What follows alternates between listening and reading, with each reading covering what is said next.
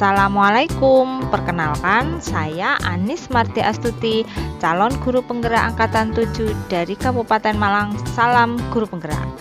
Pada kesempatan kali ini saya akan memaparkan koneksi antar materi, kesimpulan dan refleksi modul 1.1.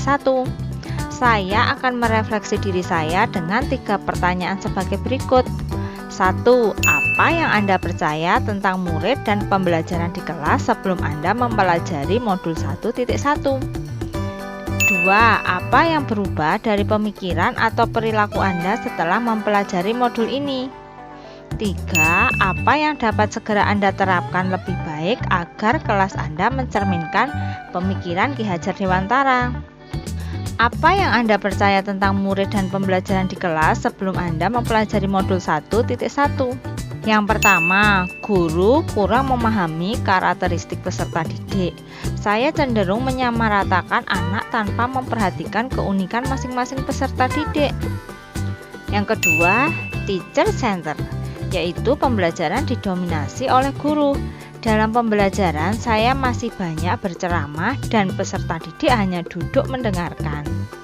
Yang ketiga, pembelajaran terfokus pada aspek konektif saja, yaitu ketercapaian materi dan KKN. Saya hanya berfokus mentransfer ilmu saja. Yang keempat, motivasi belajar peserta didik rendah.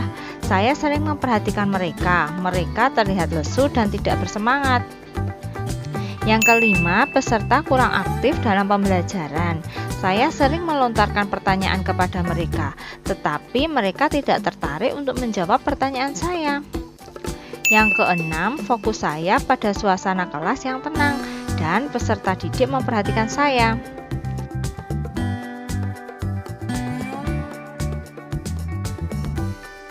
Ini adalah pembelajaran saya sebelum mempelajari modul 1.1.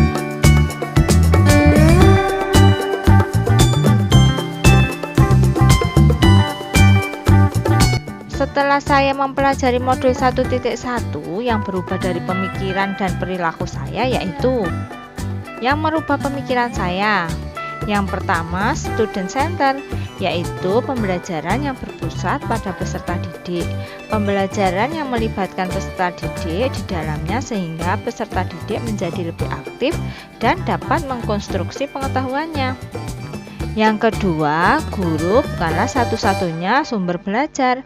Peserta didik dapat menggunakan berbagai macam sumber belajar dimanapun dan kapanpun. Guru menuntun dan mengarahkan mana yang baik dan tidak baik. Yang ketiga, memahami karakteristik belajar peserta didik. Saya sadar bahwa setiap peserta didik memiliki keunikannya masing-masing. Oleh karena itu, saya harus dapat menuntun mereka sesuai dengan kodratnya. Selain itu, saya juga merubah perilaku saya. Yang pertama, memberi kebebasan kepada peserta didik agar mereka dapat menyelesaikan tugasnya sesuai dengan kreativitasnya. Yang kedua, mengemas pembelajaran secara menarik agar peserta didik lebih semangat dalam mengikuti pelajaran. Yang ketiga, lebih teliti mengamati kebutuhan, bakat, dan minat peserta didik. Kemudian, agar kelas saya dapat mencerminkan pemikiran Ki Hajar Dewantara, maka saya akan segera yang pertama, menerapkan sistem AMONG. Yang kedua, menciptakan pembelajaran yang menarik dan interaktif. Yang ketiga, menerapkan pembelajaran yang berbasis kearifan lokal dan budaya setempat. Yang keempat, menerapkan pembelajaran yang mengutamakan aspek budi pekerti. Yang kelima, menerapkan merdeka belajar dan mengintegrasikan pembelajaran dengan pencapaian profil pelajar Pancasila. Yang keenam, menerapkan pembelajaran yang menyesuaikan dengan kodrat alam dan kodrat zaman. Dan kesimpulan yang dapat saya sampaikan yaitu, yang pertama, pendidikan adalah menuntun anak sesuai dengan kodratnya.